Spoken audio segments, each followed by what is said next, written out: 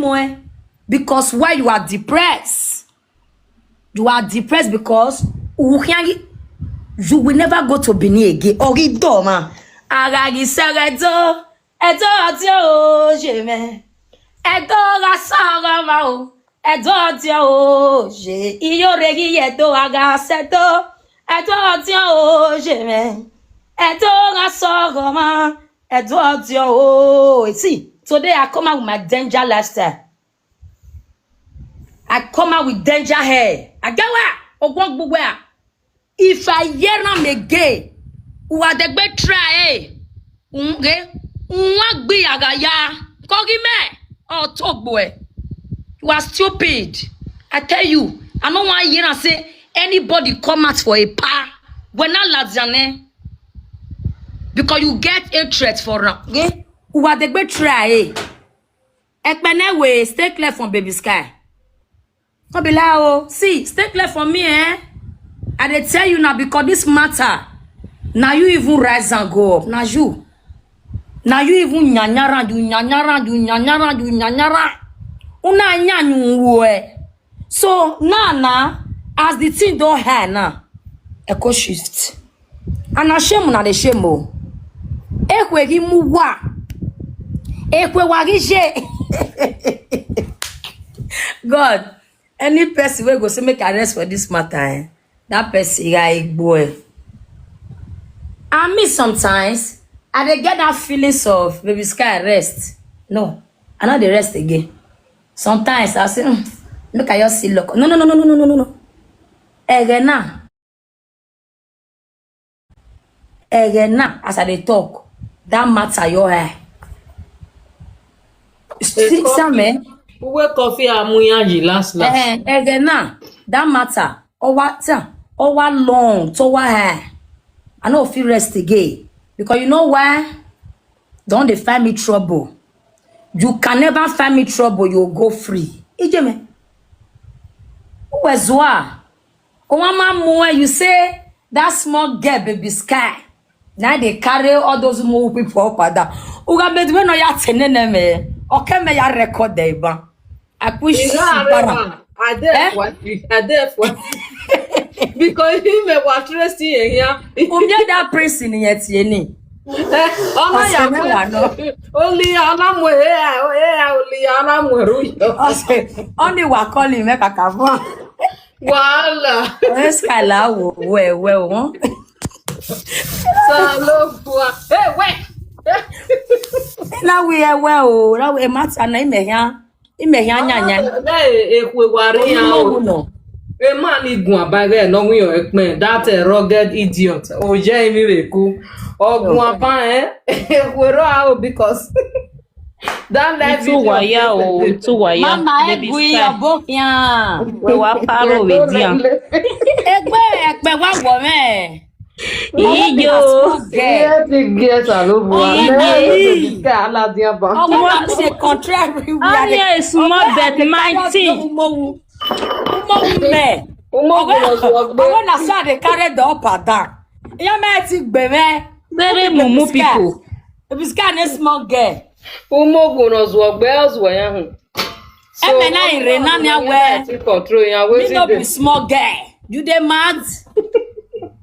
They never can you rewo. You don't know so. You the lads are wearing a nipa. Maso ni o. Maso ni yore o. We never. Oladian, a pare we no there. You no call yore o.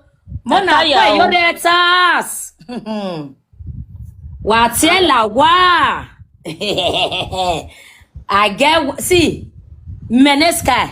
I get what I go do you. Don't be loud. You guys tiebonu I go pit.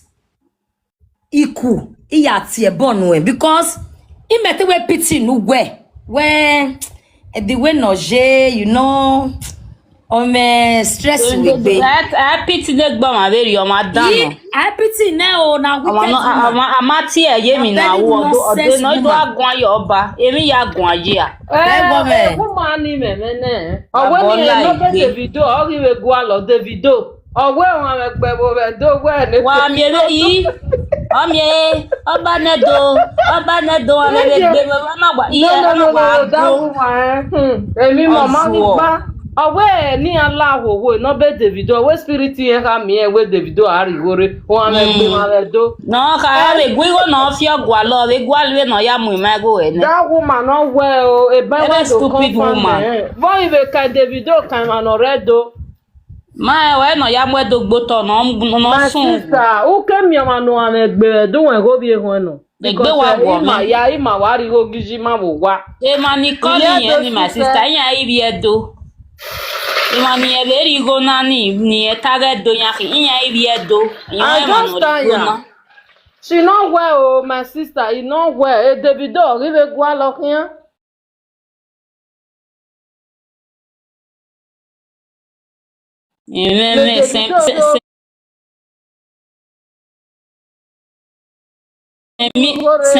Semi madness. Very ye people. Amati ye mi na wo. Amati yo. Then the pagwa se no de na amati yo. For where? Or you well we know there o. A platform me now. Amati we know there. Meaning this platform. Amati yo we know there. Amati. Emi na amati ye ni o na ri un like me. Yo kori omo na. O zeni na ladian. Because she come from there. Not because of that one, my sister. Now, so as soon as I say na Bini matter, when a period in a bad joint swear for an when so that's why me go post that because I get that video. You post it again. Yes, you post a page because I made that page, that posting page of that with baby. All that would be the sky. I go up and down. Man, never buy that. Ojo. Igwe wa san pa igwe me we ni me ya gban we me ri de me go go be la video ma bi e o te tiri o ma wa go yan ba yan kin yen bi ere na wa ni ti yan ba wa go ko na no ga me she not dey okay my people that woman get problem o na when you do different sham tell harm other people na so e dey be. She not dey okay again, believe it or not. If you let me not dey okay. Oh, when the video even go, not be me send that message. Eke no na mu bi edogbo to no, we bi edo me go na, ya me go ni no, ya bi oba o kin edoze. Ozu, wow, ori. Israel pi ore Davido. Israel na mi eri yore no. Ni ande de ya afọ ga ki no ba go block no kwa. Amagu egun amati ewe, wa do unuwe otanse ozuo abegi make that woman go dey one side yari ya no wan even the reason matter because e no reach na gbon gba emi ori si wosa amati eniwe ebe le pa kalo e kwa we no de ni owo ama eme yore bugwe amati yore o e pa mati yore no fiawu e pa mati enji oja eme ni bi edo ta odori upe yuwe Semedo ainu we wogugwe we me dokin abu we yen wa mi o we me de gbe mi o we dagbon we na we no jore no ma jore that woman no dey okay o wa gbe kai wo ya this period ibi edo ogugun a ibi edo wa zenya e ma si no jejo igbe leri ma ya ban ti e boye mi gbe agia no ye mu mare do we egbe na ikinjore o ma eke ya vie gesi re do ya we le gbe ana mo e bogbe yo ona son avie o wa e vie de na wa e pa ma tie ni oko na we no there o it's true e pa no call this woman yesterday I surprised say I called the scene for Ekpenewe place Ekpenewe poster Oposti Yore, he post and say, I see what he talk. I take us house. But one thing I will tell you people. See, if una know say una curry needs peace, una go call Ekpene we make it us. Don't be like oh Prince, who try no tear because Prince boy. Oh man, one guy where you're the cause. Fake Prince. You get one guy where in your the cost because that guy a boy now okay tell me baba or where all those Umowu people, all of them. So now so me they carry them up and down. Baby Sky will be small girl. Who be Sky? Okay, me. See me, I tell you, none of them fit do me anything because you know why? Eh? See, if I tell you why, don't fit do nothing. Because most of them know say na true Baby Sky they talk.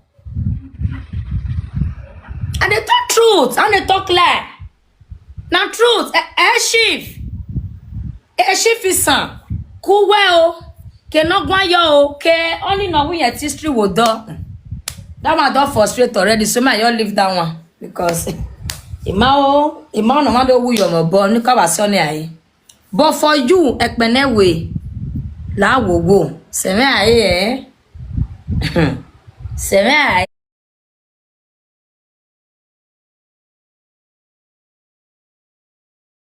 Battles. He never know the history of Edo. He never know Ring Road. See, I be mona see the boy here. Very mumu people.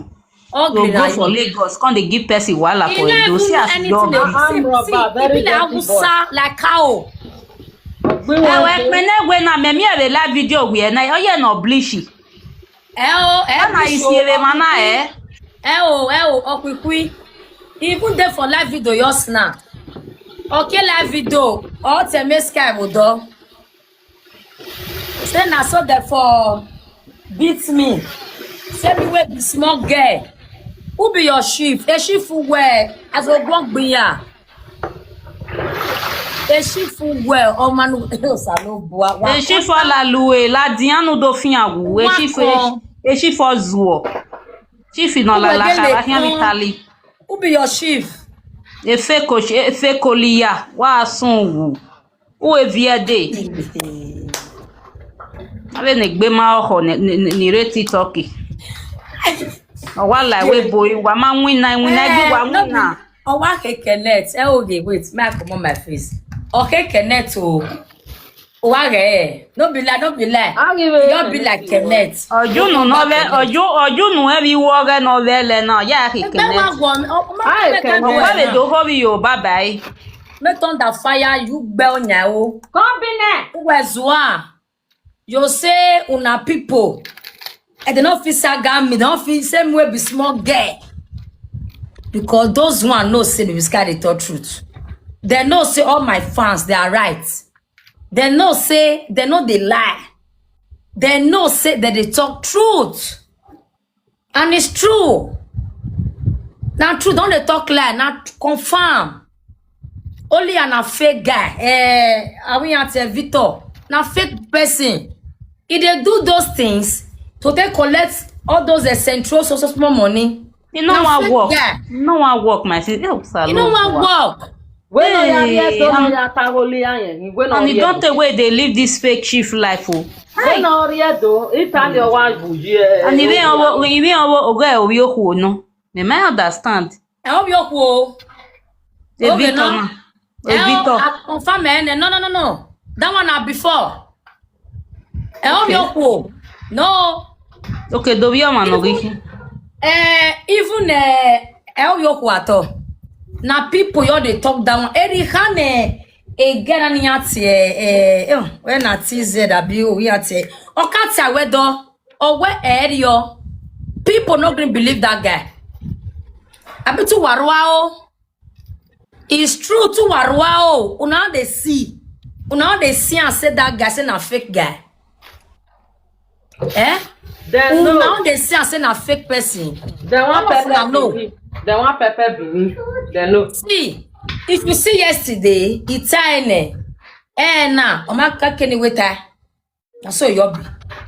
He had tell me he will give us some distinct gap. He came with the bed with someone. But Maggie gave ban a stupid guy nanny Ekpenewe. Oladian, oh women Baby Sky is small girl. Send me na small girl, see na so me they use all those Umowu people heads, all those boys head. It depend you. Oh, it depend you say Sunday come me abi one afian wu. If you know say you get information say Sunday call me, take on like that.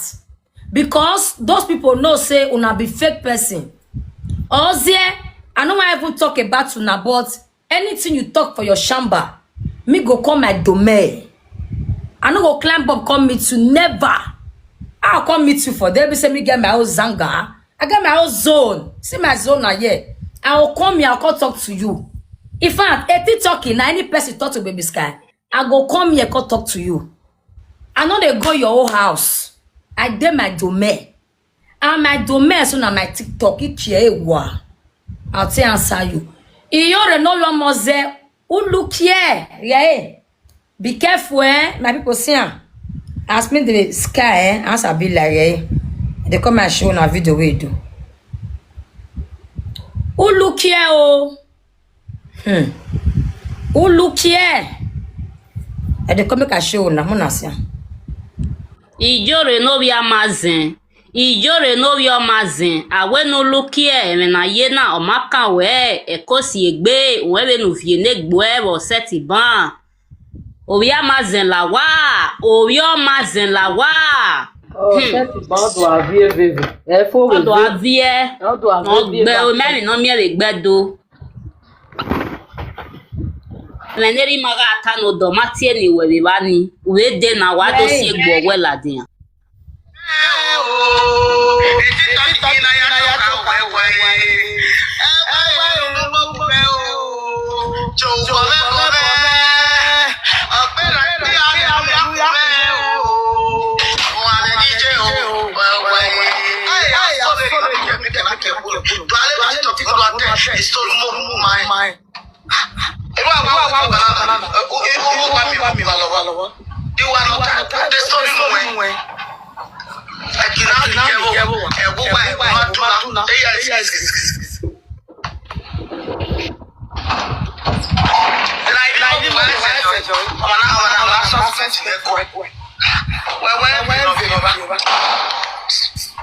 Even we yore. Ewe weta we that's on my vie. Yeah. So he just coming out of TikTok to wipe it, to keep depression. I don't know what you are.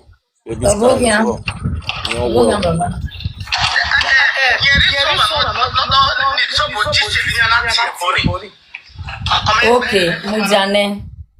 Otie bonu wenia. Ariedo.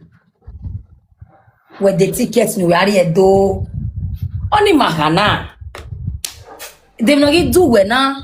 We wa ko wa mu. Tamani jore kukwai. Era ogugwan. We e pare we no de. Pa yen gugwan na ne. Ona laja we na after that video yesterday. Ona laja we na do acting nonsense. Can you imagine? Ekpene we no ro. On do moye video ya moye e pejoge. Ori we moye pejoge. Ohan we ta. O we mene small girl. Eri me control awi bi anorumo wu. I me take control there. Because because those one know themselves.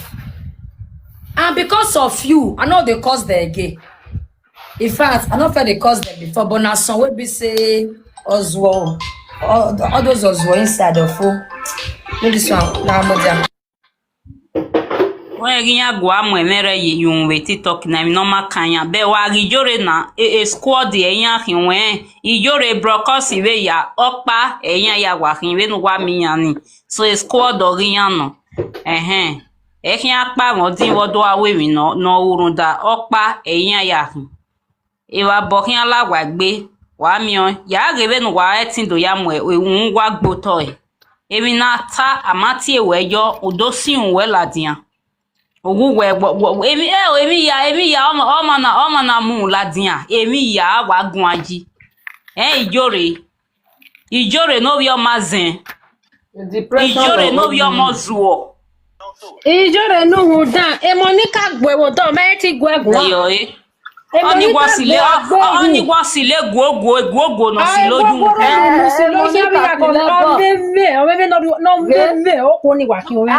Money kagele ate mo ya ate drama.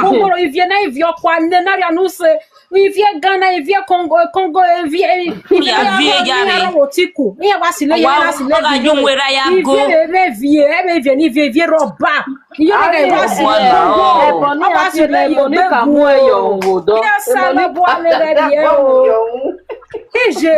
Ijore no bi o mazin. Amati ewe ye na je na. Who look here? Madness o madness. Ina wo ko na pa na iba ni na wa ewe no na wa meme ya gwale no be Davido. Mama mi oka. Where moving me without the audio? Where that we move we are searching. Where me go man of or any coaches. All of that was a child to be stop it. Cannot so no come out so much. Hey, fan go bury your boy. No she missing around. Where Problem here, but the truth is that where the tickets we are here do. Now that one day important for me. Yore, where the ticket we are here do, you go. Okay, like better time. We want the ticket now. Eko warrior do. Umeti yedo is contraband. Umeti even meto be made before then. Yeah, happy now we also salobwa. Okona. If they go through this stress. I pity ne gba ma baby yo. Igbo ma favor we. Edo ma favor we. Wokpa me channel bend. Be careful. La wo I no come for you. Oma kan we madam. Stay away. Who stay away oh? I beg. I get where. La wo. Igba we saga. Ime strength. Won la. Stay away. E paga is e panere. Oma kan we. Okon o. Oredo. Oma kan we. We stay away. Ekpenewe noro. Ekpenewe. No say etu we gwalo since they make I bring your picture. I know do one because you know why? I don't want to stay my phone. But one thing I will tell you, I don't be your mates. If I may know you na ma ija. And you will be drunker for Italy. You are a drunker. Ugwa mwegbe as in omata mame we ya segbe party or a party. Or a blue trouser, you call wear pink or top. Ije. Okay, one yo. Ekmene you cast it now. Ekmene go Omata mame walking one yo with Italy. Here we Iyan ni rone color riot no. No, they talk your talk for there. You come up, go talk. And they like coward. Egwa mwegbe abibi gwe. No, egwa mwegbe o. Ya we Egwa mwegbe. Ba me with Ali. Egbo Na so drink they drink. Anyo. Ekpenewe won. You no get power. Even for working place, he must drink go work. Oh, this guy will say one post his sister picture. I didn't not say any ban. They will not say any ban. The Lord. The Lord, my good friend. Shut up, that sky head will kill you. Am I more? You wear coffee also. Oh, the Zuzu will press up. Now sky head will sky head talk. Oh yeah, my picture guy, you my picture fe koli ya ni mwe papa ye ba no vie. I to go put am. Put it be koli ya ni gbe ma oho. Pare de gbe re wa do. Well, we may understand. Post o. Oya ri o zan die do, o zan rien gbe lo wa. Post o. This guy is bad guy. Okay, later I say I go post and go take am. Yes, so make it post am. Area I ya. go take inside. Because you know why? Or two way. Ọtí ẹ̀ ló Or wọ̀. we post a picture of him. So I wanna pay back. You do me, I do you. Now the rain. Postani, you fit put your nyash, take am Yes, net, put for that head. Bẹ́ẹ̀ni amú ẹbọ yẹ lẹ yòrò òun wá mi ẹbọ ní akúnmù yọ òun ó gẹ́tẹ́ Yeah. ẹni Ọmọ náà bẹ wọ ni ọ ní bẹ wùṣá ìdí ọmọ náà bẹ wọ ni ọbẹ ẹdítẹ ẹgbẹ ọyẹ náà ìyàwó bẹ amú ẹbọ. ìjọ náà wà á fi ẹ gínà tọ báyìí bá yọrẹ àwa mi ọ sẹ yọrẹ mọ náà bí yẹ ọmọ bí yẹ wà gbogbo ẹ bá yẹ kí wà gbogbo ẹ bá yẹ kí ìwà gbé ni wà náà ti ọ yọrẹ ọdámẹnu ẹgbẹ wẹ ẹ fi ẹ dé rẹ ẹbọ yaniro ta gbọn abẹ bo yaniro ta gbọn náà ya fẹfẹfẹ náà ẹ ti ẹ pìwẹ rọ ǹda náà fi ehun ẹ almost tó bá ehun ẹ bo yaniro ta gbọn náà ẹ pìwẹ bá gbọn náà ẹ rọ every month ọ̀yà dé Senegal. wẹ òun dàn wàá do gbẹdọ vẹ. Salt and water milk. Veno wigbo low ese o mai vi wigbo la dia de nudo pa mi si kanyanya nudo ta mi ya we a igegere ni aje do ye do no ban do ye do obi opi e do gbewe ku ya me bana umwe la dia o do ayi ye do ya go o i make ngwe ke zola dia wo e do ma e ijore no bi o mazi gbege o ho we Epenewe e tun na hina otun e no fit go do her face. If e bubu salobo ore fo mewa. If face me bubu. Mo na ni yo da we e no mo yo da we na e be ga wo e Okay, eyelashes. Eyelash malash. O so worororo. Wa ge E boy na yan ka mo ogo me ladian o. Elili ọmọ yẹn aláṣẹ àbíyàn má lílé. Imagine o. Àbí màá ìfà aláṣẹ sí náà. wa no vene lili ya be ya lasha o ya wa wo ge na Bọ́ndì náà ríró ta gbọ̀nà yàwó lílé ọjì. Epenewe, yeah o. And the normal woman lads and I be this. Yes, I get proof. na ekpenewe sister If we dey drag ourselves, we'll drag. Èrí wọ́n kọ́ tí wọ́n bẹ yẹ gbúwe náà ìwọ́ tí wọ́n ló pè. alerun na ebi omo dan legbe mo pa no do si o ma we ladian ekpenewe na kinna Epenewe, got one. Me Moses otun we. Wàá rẹ̀ dì mọ́ àwẹ̀ wọnà náà. Ó ní àpò ìwẹ̀. A she for wow. Yes, no be Ọ̀pá like. píánpíán náà. Èsì àchíkòlíyà. Ìkànnà náà gbé náà wí àlélẹ̀ làwọ̀ tọ̀. efe koliya esachi koge gwa na kinna I go put the picture where. efe koliya ilo gwa no ilo Na she be this. e Victor we mu yo dare mama na bere Ide. Epenewe follow. Got one. Una posti me. Ye TikTok we. Eru we. Ya segbe bolwa. Epenewe sister. Epenewe. A sister na be this. Una know why I can't come out. Because I not do this boy anything. Here ko wogo me. E Victor. E me ga asukian lege. Me yige Epenewe re. Ona ya mwe pisho me ladia o my people.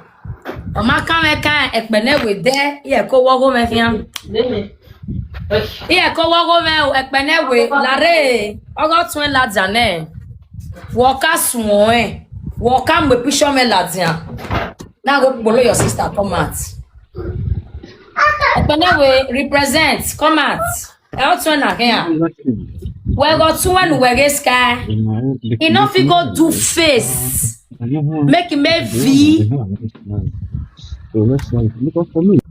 Wait, Otun. Enough you go do a face. V the way. Oṣego ti na yen le si egbo nu e ya wa si wa te O. I Or 20 Yahweh face her to look fine. But she get fine lips, sha. Her lips she try. But now lady see eyelashes, you know your try at all. Not try. This eyelashes, my day, you're my sister. Because you know why? You can't worry me. I bet any person will know this girl. I bet can just tell me how she take day. I beg. Because you know why? He brought that carry my picture come out for me. Then that means he go carry his sister will come out. Now one. Ekpenewe ladian. Ugai true ne wodo adedian. Otwen remana. Otwen ware dian. Omakan le kan wa. Iye ko wogo me. O gana ni ati Victor nai adepolo. Anopolo you. Umanwa wedo. Ko we ya wan. Matana omakan we. Come body you say no. Uwe tu ka yu yakyo and emini o gele sunu dawe. Uwe me small girl ogwon gbuwe a. Uga me small girl yo finu a ade wason ade. You know be small girl ogwon gbe wa afian wo. Wa yun yen mere wa gbe onya o. Undan. For me to bring out your picture, I'll bring out your sister o. Because now you fed do my own. You carry my own come out. Yes, see I hear now, my people. I'm not a lie. See, I'm not so video. Ekpene we are soji na iya gbe mi ju ohun ayije o. Ekpene we are soji na iya gbe mi ju ekvi ekwe ijo o. Ekpene we are soji na iya gbe mi ju ohun wa ijo o. Ekpene we are soji na iya gbe mi ju ivi ekwe o ijo wa vie wa le mi wiwa. Ozu emero bun wenya omodan memi no kan we na jena unigo geleri enu ge nenu pia inigo enu ge nene Victor no fiafia wujina alerun ne mere ge bun wenya alerun ne mere ge bun wenya ekpene we be ro odo bun wenya na oyan bun wenya ugbe ozu omodan wa vie we sky we kan no ge we kan si we yo si were na wa gi gwo yo gwore wa gwo la they carry them baka ave squad in gbe ma ho ave squad no cast we TikTok ku we ke block us ijore no mazin wa cast ne wa ki ya cast here egbede o wa ya Facebook le wa cast here ya ga fake she folia uwe wa cast phone uwe ti ohoro pa no e ti ku enu e Victor ohoro pa no e ti nu kian e ti lala kara e degbe iro we ye degbe mi anyo enu ya mu we party ni u degbe mi uzua egbe ugbo wi yen wa amaso ni weye na je na jore una dori ogwo ebai emero obun wanya ave squad le gbe ma oho emedo magegbe na omagiwa na ewe waga emedo wa imo egogogo metare no de eri maga kalo ekwa no de yege ogwa ni vie wa vie be ba ni wa vie vokin ala wa gbe iwu wa ri vie ji na ya gbe mi ju wa hara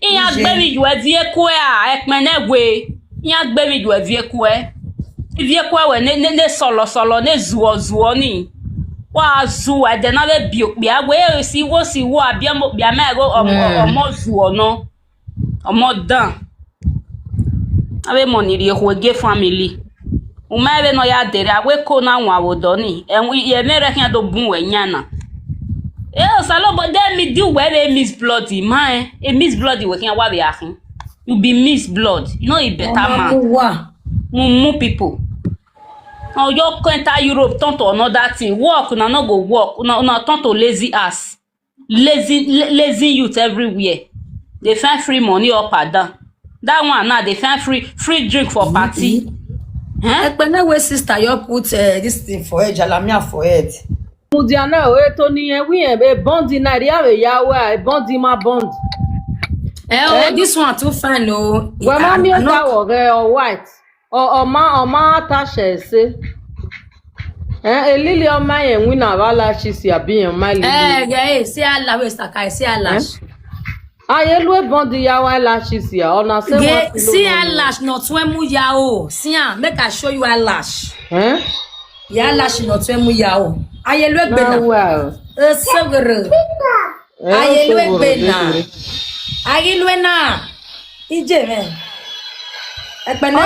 Yes they use this kind lash. No la wa ni ere do gbegbe family ore.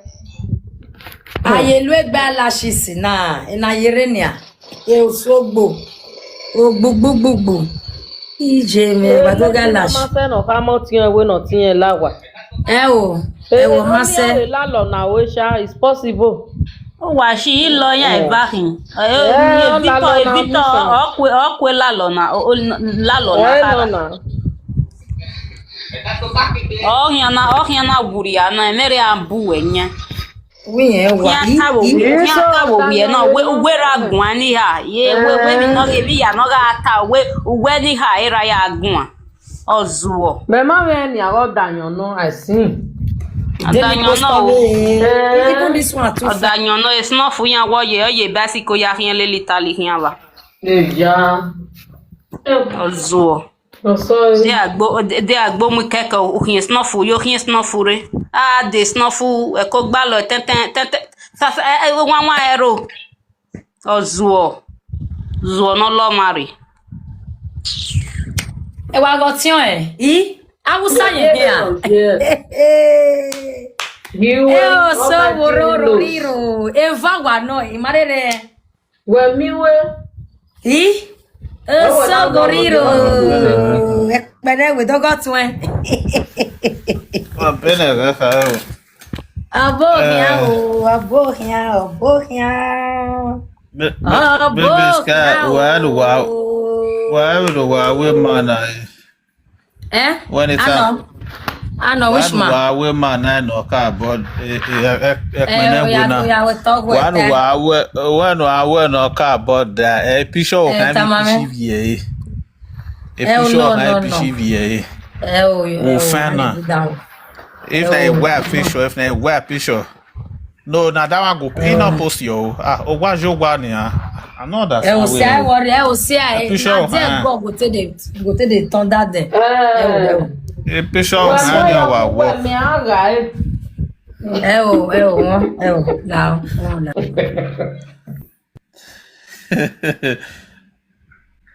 Picture of how they wa work.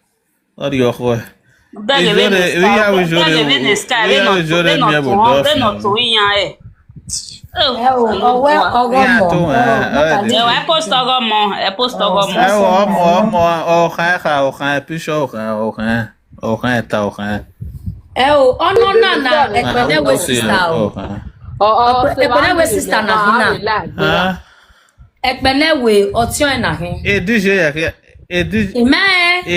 here, I'm with the DJ episode yoba. DJ na rivier mo se me. E ko yan e Lagos na meet with Yoruba mix brother. I don't want to shout back. Ijo. Ere ye people. Ona DJ Ogbomare. O DJ Abuve. Ya gbosi yoba. Abo da ben ekpene wegbe. No da yan ya sile ti on we la diana omo dan ekpene we vie kwa ni laga. O da yo